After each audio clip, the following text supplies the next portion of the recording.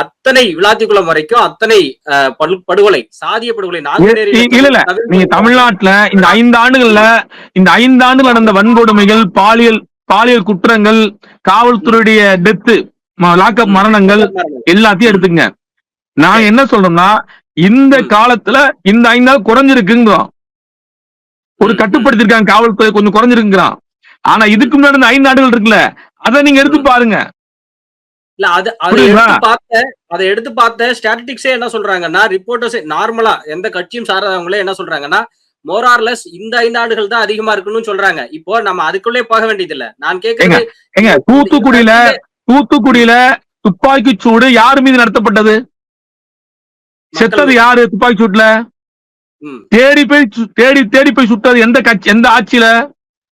அதிமுக ஆட்சியில. 3 கிலோமீட்டர் தாண்டி போய் ஒரு பெண் பிள்ளையை வாயில் வச்சு சுட்டது எந்த ஆட்சி? அதிமுக ஆட்சி. அப்படி எதுவும் நடந்திருக்கா? தேடி போய் சுட்டுக்காங்களா?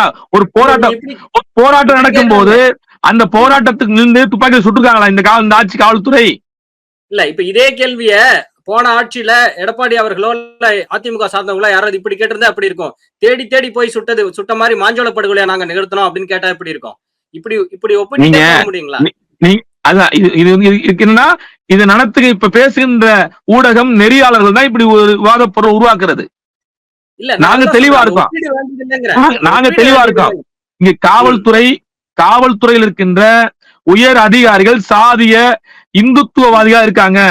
உளவுத்துறையுடைய அதிகாரிகள் இந்துத்துவவாதிகளா இருக்காங்க. நான் ஓப்பனா சொல்றோம்ல, மறுத்து பேசணுமா? இல்ல, செத்தவங்க யாரும் இந்துக்கள் இல்லீங்களா? பாதிக்கப்பட்டவர்களோ இறந்தவர்களோ யாரும் இந்துக்கள் இல்லையா? அததான் சொல்றேன். இது காரணம் யாரு? உளவுத்துறையில இருக்கிற அதிகாரிகள் தவறு செய்யறாங்கன்னு சொல்றான். அதிகாரிகளை சொல்றீங்க.